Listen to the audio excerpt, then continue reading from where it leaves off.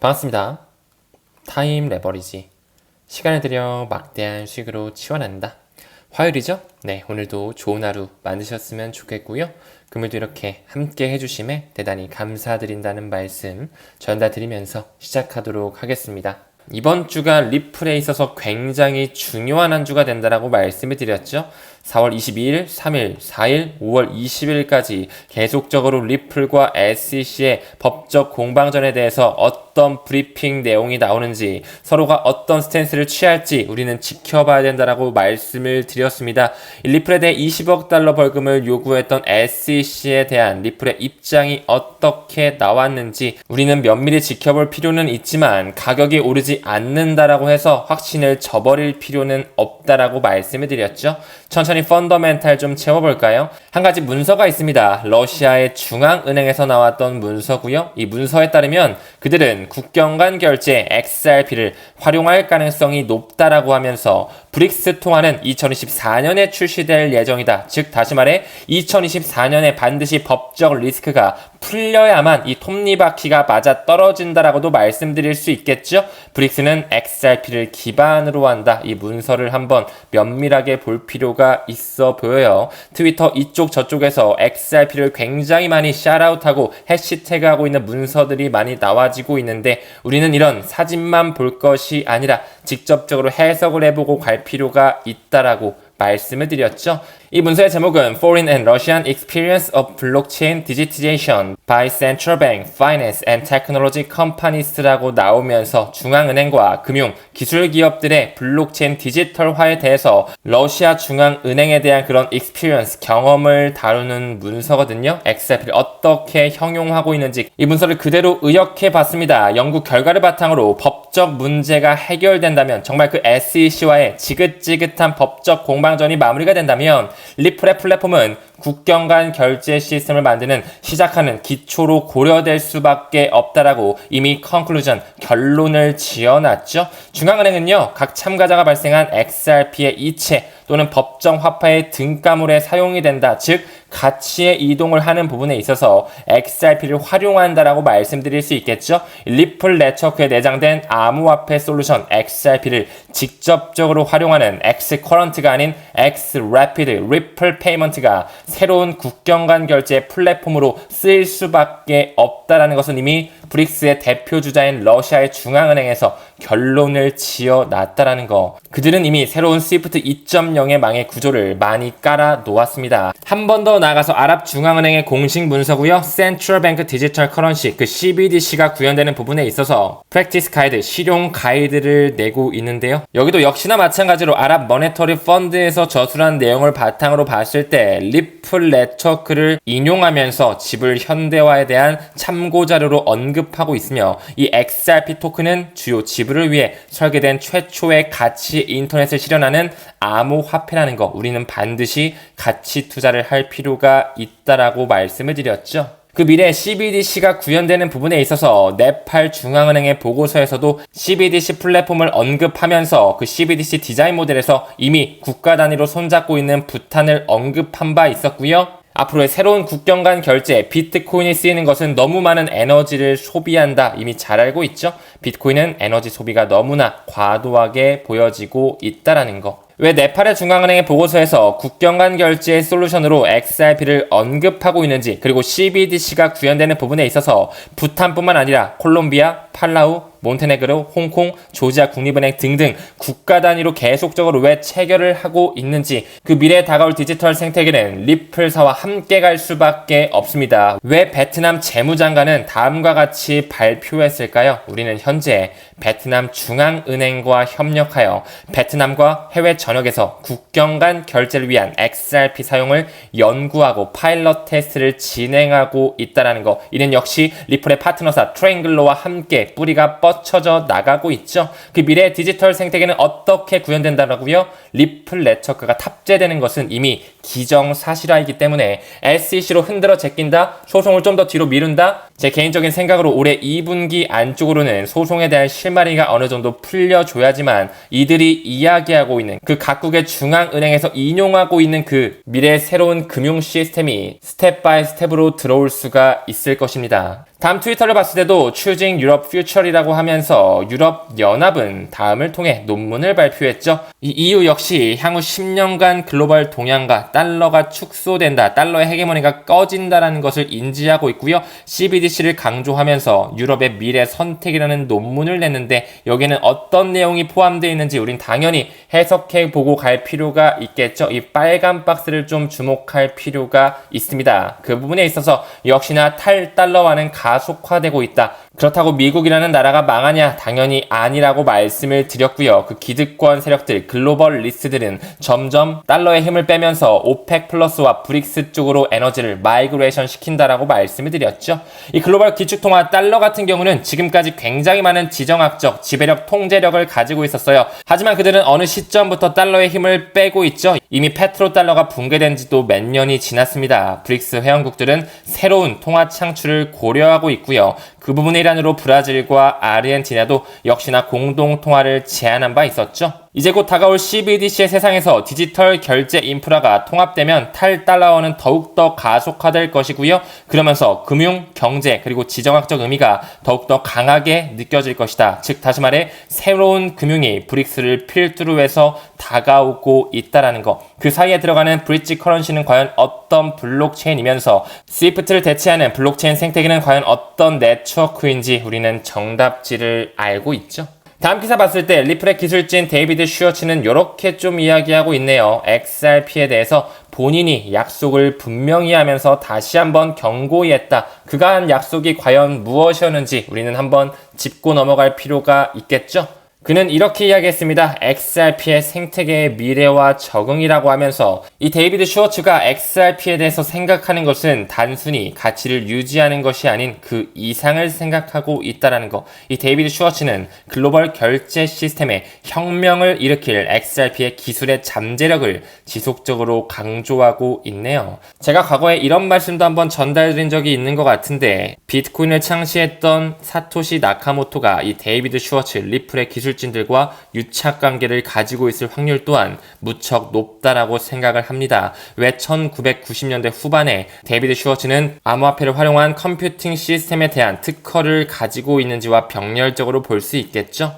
그 부분에 있어서 이 데이비드 슈워츠의 충성도, 리플랩스 그 회사뿐만 아니라 미래를 형성할 기술의 잠재력에 대해서 XRP를 미래지향적으로 보고 있다라는 것. 그 미래 XRP의 생태계는 금융의 망과 완전히 접목이 이루어지면서 새로운 신금융의 혁신을 가져오게 될 것입니다. 우리는 지금 현재 블록체인을 탑재하면서 소액 결제를 하기 위한 토큰에 투자하는 것이 아닙니다. 전 세계를 아우르는 송금망이죠. Society for Worldwide Interbank Financial Telecommunication, 이 스위프트에 집중적으로 접목될 수 있는 블록체인 네트워크에 투자를 유치하고 있다는 것. 여러분들도 잘 아시다시피 스위프트는 전 세계 200여 국가 11,000여 개의 금융기관이 모두 가입된 하나의 비영리 재단. 하지만 그 주인은 세계 기득권 세력들이 휘어잡고 있다는 것 또한 알고 있죠. 그 스위프트에서 주관하는 하나의 컨퍼런스가 있거든요. 그 이름은 바로 시보스입니다. 이 시보스는 금융산업을 위해서 스위프트가 주최하는 연례 행사, 컨퍼런스, 전시회, 네트워킹 이벤트라는 거. 1978년서부터 시작이 되면서 은행 세미나로 시작되며 이 포럼은 결제, 증권, 현금, 그리고 무역 분야에서 글로벌 커뮤니티들이 토론하고 협력하면서 새로운 금융의 장을 만들 수 있는 발판을 마련하고 있죠. 당연히 스위프트와 함께 가는 리플렛, 그 XRP라는 토큰은 이 시보스에서도 인용이 되면서 국경 간 결제의 솔루션으로 누군가는 언급하고 지지하고 있겠죠. 이 시보스 같은 경우 올해 10월 달에 베이징에서 새로운 컨퍼런스가 또 열릴 계획에 있습니다. 과연 이때쯤에 XRP의 잠재력은 어디까지 일깨워져 있을지 좀 기대가 되고요. 그 부분에 있어서 이 스위프트 시보스 이벤트에서 XRP와 XLM, 리플과 뿌리가 같죠. 이와 같은 암호화폐는 채택의 플라이 휠을 진행하는 데 있어서 중요한 역할을 한다라는 거. 왜 XRP와 XLM이 4차 산업혁명에 있어서 얼마나 필수적인지, 앞으로도 지속적으로 쓸 수밖에 없는지 우리는 반드시 상기할 필요가 있습니다. 왜 시보스에서 스위프트를 아우르는 그 공식적인 컨퍼런스에서 XRP를 샤웃하고 있는지 이미 결론은 지어졌다라고 다시 한번 말씀드리고 싶네요. 전 세계 기득권 자금이 들어와 있는 이 리플 회사가 스위프트에 대해서 경고를 했었죠. 스위프트의 이 실시간 결제는 10조 달러의 유동성 문제를 절대 해결하지 못할걸요. 이 10조 달러의 유동성 문제, 바로 그 노스트로와 보스트로라고 불리우는 하나의 예치금 계좌가 반드시 있어야 되기 때문에 가치의 인터넷, 자유로운 돈의 이동을 만들 수 없다. 그 부분에 있어서 반드시 XRP를 활용한 X래피드가 들어갈 수밖에 없다라는 거 다시 한번 좀 볼까요? 특히 X래피드는 리플이 만든 암호화폐인 이 XRP를 활용하면서 법정화폐의 브릿지로 사용이 된다라는 거. 예를 들어 미국은행은 X래피드를 사용하면서 거래소를 통해 달러를 XRP로 이체하고 XRP를 멕시코의 거래소를 보낸다. 굉장히 빠르게 보내지겠죠? 다른 한편으로는 XRP가 페소로 변환할 수 있다라는 거. 그러면서 돈의 교환이 굉장히 유동적으로 잘 일어나겠죠?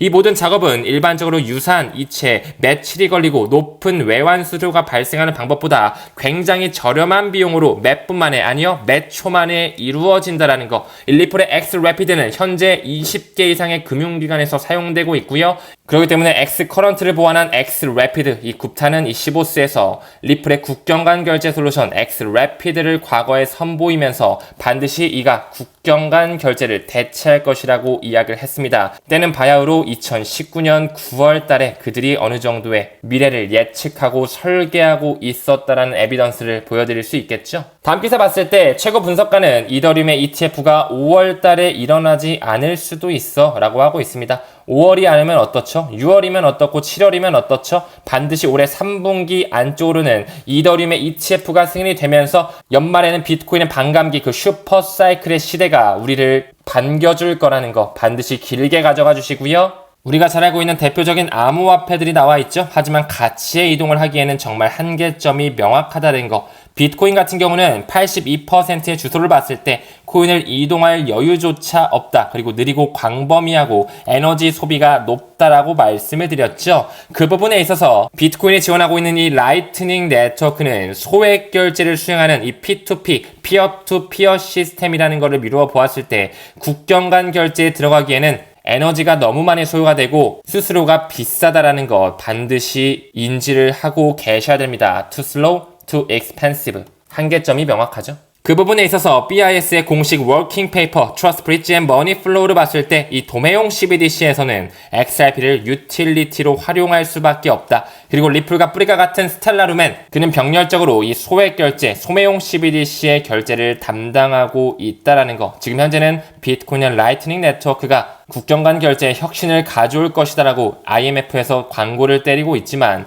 실질적인 그 대규모의 유틸리티는 XRP가 전담하고 있다라는 것 명심하셔야 됩니다. 다음 트위터를 봤을 때 아직까지도 금융에 대해서 맛보지 못한 사람들이 너무나 많습니다. 중국과 인도뿐만 아니라 브릭스를 필두로 한 그 개발도상국들은 20억 명이 넘는 사람들이 은행 계좌를 이용할 수 없다라는 거. 인도은행의 약 20% 이상이 거래 계좌에 접근할 수조차 없다라는 거. 과연 이는 어떻게 해결할 수 있을까요? 이를 해결하기 위해 그들이 힘을 합쳐서 미래의 금융 포용성을 준비하고 있죠. 반드시 그는 CBDC의 세상과 함께 다가올 것이라는 거. 지금 현재 CBDC가 전 세계적으로 구현되기 위해 Proof of Concept, 개념이 증명된 곳도 맞고요. 파일럿 테스트를 진행하고 있는 곳 또한 굉장히 많이 보이고 있습니다. 이미 런치된 곳 또한 조금씩 보여지고 있죠. 시간이 지남에 따라 2025년 11월을 기점으로 반드시 새로운 금융 메시징 표준이 들어오면서 CBDC의 세상이 구현된다라는 거 우리는 천천히